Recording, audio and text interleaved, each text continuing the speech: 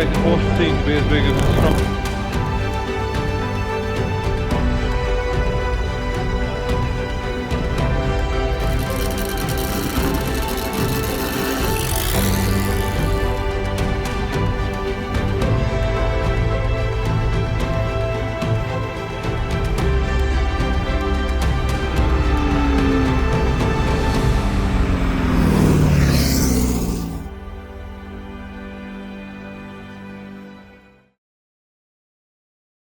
Hi, I'm Bill Stevens along with Steve Matchett, and we are standing next to a car that has so much historical significance dripping off of it we may get washed away. This is a 1969 Ford GT40 lightweight. And the story behind this car is pretty interesting because we have to go way back to when Enzo Ferrari insulted Henry Ford II. You might remember Henry Ford wanted to buy Ferrari, thought he had a deal. At the last minute, Enzo pulled out. And the Deuce, as he was called, said, you know what, we're going to beat Ferrari at his own game. And thus began the journey of the GT40. Now, the first cars that came along, the Mark I cars, small block engines, 289s, not overly powerful, and they were in a development stage, which meant the performance trajectory was pretty flat. They didn't do too well in the beginning, didn't win many races. In fact, probably didn't finish many races either, but things started to get better. By 1966, Ford decided to put the big block 427 in the GT40, and how much of a difference did that make? Well, it finished 1, 2, and 3 at the 24 Hours of Le Mans, and also won Sebring that year. In 67, the car was even improved more, the Mark IV. That won the 24 Hours of Le Mans with Dan Gurney and A.J. Foyt at the wheel. It won the race, the Index of Performance. It was a great day for America. And then, the FIA got involved and said, we got to change the rules. We don't want these cars going that fast on country roads, but I don't think that was the real reason. I think they didn't want to see Ferrari get their heads handed to them anymore. So in 1968, they changed the rules and they said, you got to go back to the small block engines. And thus, the second life of the Mark I GT40 began. And this car, well, this is kind of like an evolution of those first cars by being a lightweight car and with an engine that even to this day is considered a work of art. Steve? Tell us about it. Well, it's a beautiful car, and well done for that fantastic description of the GT40 project, really from its start through the arguments with Enzo Ferrari and Ford, getting into, we're going to beat them at their own game. That's a classic story, we all know that. When you're dealing with endurance racing, this is my experiences in Formula One Grand Prix racing, which is basically like 190 miles, start to finish of a Grand Prix, but endurance racing is clearly much, much, much longer than that. And so the idea, of course, is you've got to keep the car reliable. One of my former colleagues, Ross Brawn, brilliant engineer and strategist in Formula One, when he first joined us at Benetton, the first thing he said was, you've got to get the cars reliable. It's no good having a fast race car for 59 of 60 laps. You've got to finish the race. You touched on the engine modifications for this lightweight version of the car. And really one of the biggest problems, Bill, in my understanding, is those early small block Fords, they didn't breathe particularly well. To get power out of an engine, you've got to get the fuel air mixture into the cylinders as fast as possible, as efficiently as possible, and then you've got to get it out as fast as possible into the exhaust system. Well, those cast heads on those small block Fords, not particularly great at doing that. And then Gurney Wesley Eagle came along, redesigned the cylinder heads, made them out of aluminum in American, made them much lighter, but also really did away with any inlet system on the car in terms of manifold. There was no inlet manifold, so the downdraft Webers bolted straight on top of the cylinder head. The heads were angled in a way that just allowed the carburetors to sit, and all of a sudden, when you got that engine to breathe, another 100 horsepower was found. How about that? Well, all of that is so true, and it leads us to just recognize the racing provenance of the lightweight car. Because only 10 of them were built, and 3 of them went to the John Wyer team in 1968, and they won the 24 Hours of Le Mans. Remember, the Ford GT won that race 4 years in a row, but Ford had pulled out at the end of 67. John Wyer, a Brit, came along and took over the Ford GT program, and in 1968, it was the sister car of this automobile that won that race, and it won the race again in 1969, considered to be the only car to win the 24-hour race 2 years in a row. Right. Now, the other thing about this car is that it has racing provenance as well. It was purchased by a fellow by the name of Emilio Marta, and he won a championship with this automobile. And in fact, in 1971, he came in third in that championship series. In 72, he came in second, and then in 73, he won it. So yes, this is a successful race car. And it takes us back again to all of the development that had been learned over the years that went into this. One of the biggest pieces of development, which is often overlooked for folks outside the racing world looking in and trying to understand how racing works, is it's important to remember one key thing.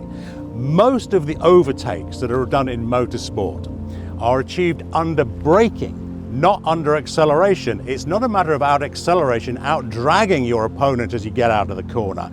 You've got to be later on the brakes, and you've got to know that the car will brake later than the competition. So again, one of the modifications that the guys worked on with this car increased the wheel diameter and put more rubber on the car. So we've got bigger tires, and of course more contact patch with the track between the tire and the track is obviously beneficial. But more important than that, bigger brakes, ventilated rotors on the car, bigger brake ducts on the car to feed more air to keep them cool. If you can do all of that, keep the brakes working better than the competition, hit the brake pedal later than the opposition as you dive down into the corner, control the car as it comes out of the apex using those tires, you're onto something, right? I feel like I'm behind the wheel as I listen to you. Now, one of the oldest axioms in racing is more power, lightweight. This is a lightweight version of the GT40. What did they do to bring the weight of this car practically below a ton? You're absolutely right. And again, just like braking is so important, weight in racing is everything. The lighter the car, the faster it goes, the more nimble the steering, the better it handles. You want the weight off the car as much as possible. And the weight that is there, of course, you want it as low down to the track as possible, because that will improve the center of gravity, get the weight down low. So with that in mind, where do we think the weight was stripped off of this car? You're absolutely right, it came off the roof panel here. They put lightweight aluminium panels onto the car here, and later on we'll just flip the bodywork up and I will show you how you can instantly tell that this has got an aluminum top on the car. So that's where the weight came from here. Composite work around the car as well. Take the weight off the car, push the weight down low, better brakes, more horsepower. You're onto something, right? Yeah, and another thing I think that is so special about this automobile, remember, we're talking 1968, 1969 when these cars were racing.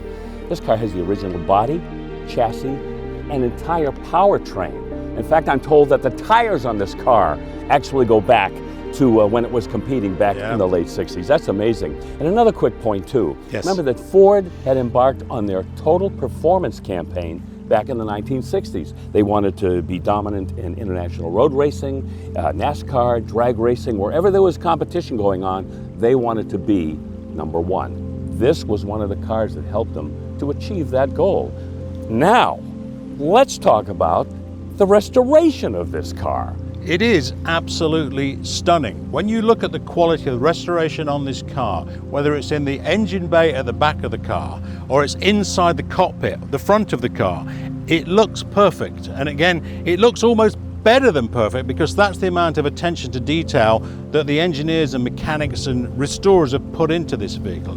It is, I have to say, in my eyes, Bill, and I doubt very much you'll disagree, it's a piece of automotive artwork. We're going to be able to take a look at the bones of this car, and when we do, we want people to notice the fastidious way that all of the components, the wiring, the suspension, even the engine, the ignition wiring, everything is so carefully and properly installed on this automobile. We're talking about hundreds and hundreds of man-hours, but look at the finished product. Let's lift the bodywork up and have a look at it. Stephen, there's so much to unpack here, and as a man with so much Formula One experience, you probably see some things here that the average person doesn't. Let me tell you what my eye goes to immediately, and that is, again, the exquisite presentation of the car after its restoration. We mentioned earlier on, Bill, how we could instantly tell it was a lightweight car, and this is the giveaway. It's the line of rivets which sits just behind the cockpit here, because it was impossible really to spot weld the aluminium onto the car. So the way around that was the fabricators put a series of rivets to keep the car together.